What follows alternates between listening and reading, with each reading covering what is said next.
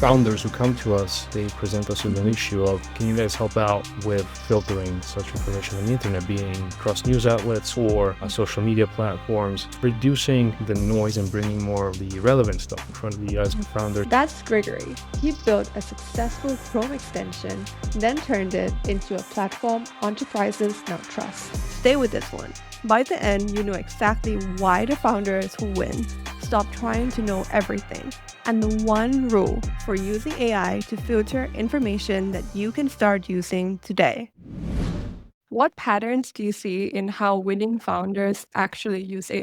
For Read Partner, what we see in terms of founders using AI, because it's not just large organizations and enterprise clients that we work with. Sometimes I get to talk to other founders and also founders that are interested in our technology. There is a lot of information fatigue that founders engage with, because a part of being a founder is to have your own online persona and post things that might be interesting to your audience, or post things that might convey your expertise in the industry. And to do that, you need information, but it is very difficult and time consuming to process and filter all the information that might be relevant to you. Founders who come to us, they present us with an issue of, can you guys help out with filtering such information on the internet across news outlets or social media platforms? So just reducing the noise and bringing more of the relevant stuff in front of the eyes of founders. That is the issue that we've been seeing they need help with.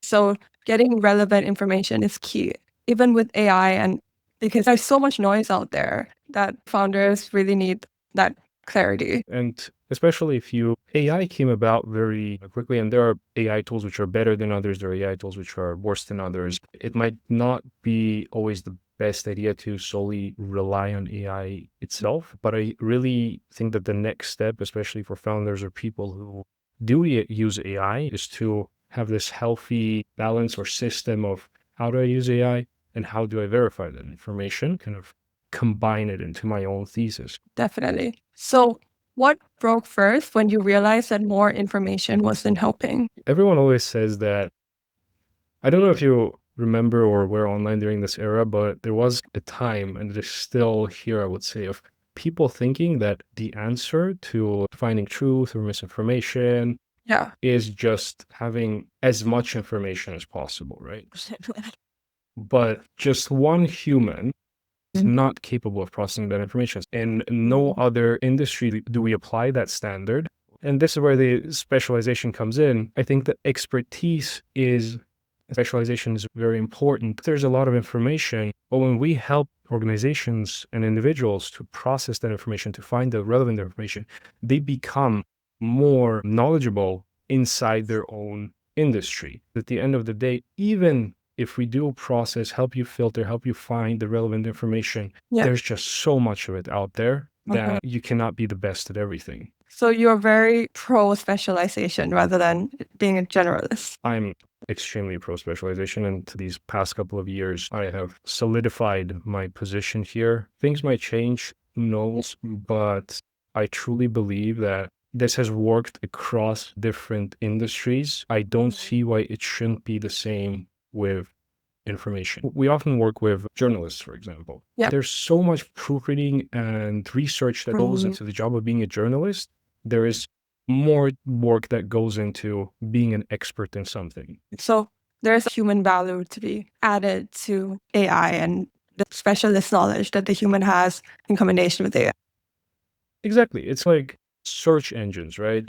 Search engines are also a tool which help us find information and analyze that information. A search engine in combination with a notebook that you use yourself is the very old version of AI research. But at the end of the day, it is not enough to have access to these tools, to have access to this information. I know many people who just shuffle between AI tools.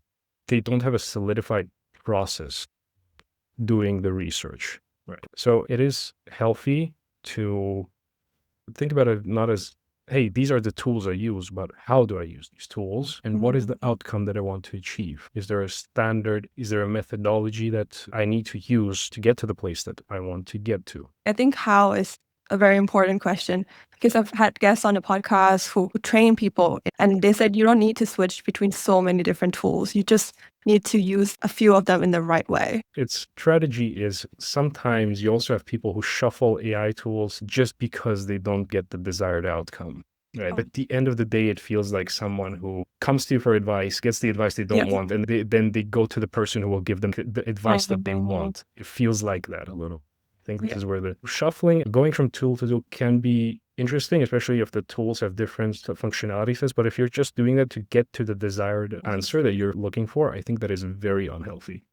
Definitely. So when did Read Partner pivot from B2C to enterprise, and why? So our pivot was in 2024. And that's when the pivot started. We were a summarization tool. We were pretty successful at it. We had tens of thousands of downloads on the Chrome extension store and also tens of thousands of users on our standalone application. But then some of those users decided to take a look at our news digest feature. So what we were doing is we helped you summarize reports, documents, anything that was online basically. And you could also upload offline PDF files to summarize. But we also had another feature, which was a news digest, which is summarization of news. Some customers who worked inside organizations, some individual B2C users who worked inside organizations noticed that and decided to contact us. You should probably expand on this. This is really cool. This would be useful for our business as well, for our business use cases, just monitoring media, new social media, if you can get that done. Everyone was very excited about that. And then we decided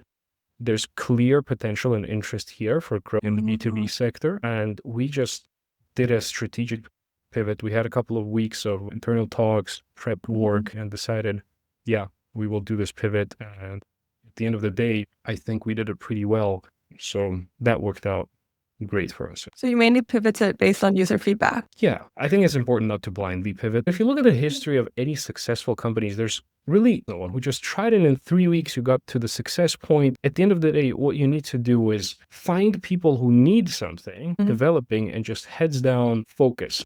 And there will be ups and downs. You will be demotivated and motivated during that process. But at the end of the day, you need to do that. I think focus is very key, and just making sure you stick to one thing for long enough to see if there's maybe a pivot in a different direction or even something very similar. Main thing I would say is do not think that the idea is wrong. Execution is what is important. There are many products that got to their market, right? At the end of the day, I say there's a very little amount of ideas which you cannot market. The differentiating factor, which idea will make $1 million and which idea will make $1 billion at the end of the day, which one of these is a breakthrough idea. But even for the worst ideas, there's still market out there. So don't get demotivated just because you didn't get users in the first couple of weeks. Definitely. Quick pause. If this kind of conversation is useful for you, hitting subscribe means you catch the next one. That's it. Back to it. So what's the biggest lie that founders believe about being informed? Biggest lie that founders believe that one person having access to every single bit of information and thinking that he or she can process all of that information and be the smartest person in the world. I think that is a very big lie that many founders. And then at the end of the day, once you succeed somewhere, that is when you'd fall into a trap of believing that you're suddenly the smartest person in the room because you thought that you are capable of analyzing all of the information. And because you analyze all of that, you're suddenly now successful or rich or whatever. And now you start believing that you're smarter than everyone. For me, it's completely the opposite. I'm trying to find people who are smarter than every time I work with someone. My eyes start glowing when I'm talking to my head of development and I can see that he's smart. He suggests things that are smarter than I would ever be able to suggest. And this is my job to bring you in and to nurture you a little bit. And at no point in time do I get insecure about someone in the company being better in one specific area than I am. That's in the very beginning. Specialization is key to success, and you need to bring these highly specialized people into your company. So don't be scared of being less smart in a certain someone else. So you have to make sure you don't fall into the ego trap. Let's see. Definitely. So how do enterprise teams decide what not to see? Could you elaborate on the question a little in bit? terms of, I guess you could say read. Yeah, what not to read. It gets easier when you have people responsible for certain areas. If we have one person in an organization And there's one person in that organization who will be responsible about reading news on, let's say, tariffs, right? If there's one person responsible for that, it becomes way easier for them to decide what do they want to see, what do they need to see for their organization, because they become the expert on that topic. And once they become the expert on that topic, they go into a relations to then decide, okay, these are the influencers who make sense to us, who actually give information to us, and they favorite these influencers, and these are the ones that across social media platforms or across news outlets they follow. If your goal of using media intelligence platforms like Read Partner is for every single team member to know everything, you have no experts left on your team who are able to gauge what do we want to see and who do we trust. The Read Partner team helps organizations with that as well. But at the end of the day, what we want to do is educate and help you use our platform and also become more adept at gathering and processing information. Because at the end of the day, our mission is not to just sell the platform, it is to improve the information flow in the media sphere on the internet. So where does AI help and where do you not trust it? As hard as it is for me to say this after everything that we've been talking about now, I would trust AI to process and analyze data that you give to it. I would trust it less to find the data for you. So let's say you're a student. You do your research, you find the source, you read the books, you read the online research papers, and then you have your notes, you have your conclusions that you made, you have your publications which you trust. Then you use AI to work on that. Where you will fail and where we do see repetitive content is when everyone goes to AI tools to get the information. AI oftentimes still is. There's some tools that are better, there's some tools that are worse. So I would say AI tools excel as tools to help you with post-processing or in your analysis work. But in terms of doing the research, I would not fully rely on them. So always make sure that you have your own judgment and not just blindly following what the AI says. So what should founders automate last, even if everyone says to automate it early? I do not agree with most founders here. Most founders really like to automate communications. I hate to automate communications. When you work with enterprise clients, B2C is probably different. But when you work with enterprise clients and your contract sizes are bigger and you actually make relationships with those people, I lie to clients so often. I see clients. And when you have this interpersonal relationship, it is very disrespectful to automate the communications with them. That is how you can lose enterprise clients quickly. So when the deal sizes get larger, when you have personal relationships, be careful when automating communications. So the larger the client, the more important it is you have personal relations and write your emails yourself. Yeah, it's just from a philosophical standpoint as well. It is disrespectful to the other person when you're having face-to-face meetings and suddenly you're no longer face-to-face. They send you a text message and they get an auto response from an AI pretending to be you, I think. So what does an executive-ready insight actually look like? An executive-ready insight is something that we have worked on through many iterations. So we have dashboards which combines all of our analytics features into one, and people can export them. Previously, we thought that executives 20, 30 pages worth of reports, right? But at the end of the day, reports need to include the relevant information. What will affect your business? What will affect the market? What is a risk and what is an opportunity?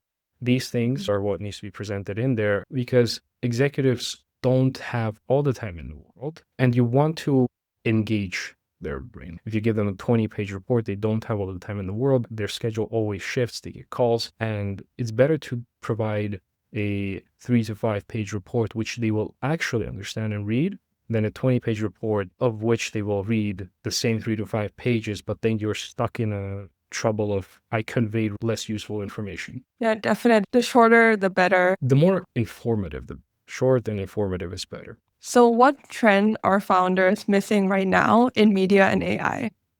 This ties into using AI for communications. It's not a trend, it's being human, honest and truthful. Just go a couple of years back in the internet and you have people being actually human and posting like human. It's your personal founder profile. You don't need to be a robot. You can actually give your own human opinions and takes. And Yeah, definitely. So you can use AI, but have your own founder story and journey in there as well. exactly. I don't like saying that don't use AI for anything, but see AI as a tool. Don't use AI to replace you yourself. Yes. At the end of the day, one, it's unhealthy for your mind. And two, if you replace yourself with AI, why should a fund invest in you when you start fundraising? They will just invest in the AI which has replaced you. Because I guess a founder's role is the most important to not completely replace with AI, although I'm very much against, don't try to automate things in your organization for the sake of automation.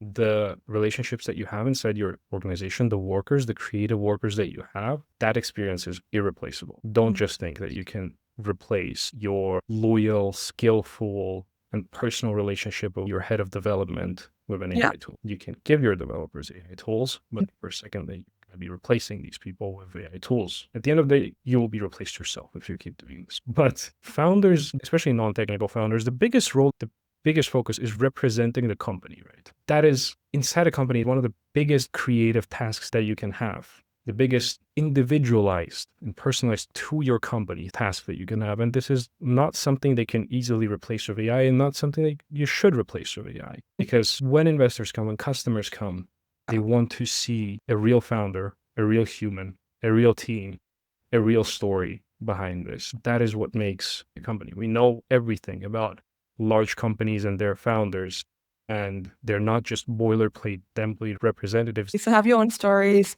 your own opinions, and your own take on things while building the company. People will notice that. People want to engage with that. So what's one decision you would remove from every founder's plate? So one decision to remove from every founder's plate, there's many I would remove. But pivoting too early, if I had to rank, pivoting too early without external input or feed is a very big issue. If you want to become good at something, you need to stick with it. If you want to become a professional race car driver, it's not one day you start doing it and a week you're suddenly good at it. There's many years of hard pain that you need to go through. Or even relationships. It takes dedication and work for a relationship, personal relationship or friendship, takes years of effort and trust from both parties to turn into something really valuable and good. It's not 3 weeks into it, you have a bad experience and suddenly we need to pivot to another relationship. It takes time. Thank you so much, Grigory, for coming on the podcast and for sharing all of your insights. Thank you so much for having me on, Panida, and I hope we get to talk again in the future. You can read more founder stories like this at techforfounder.com.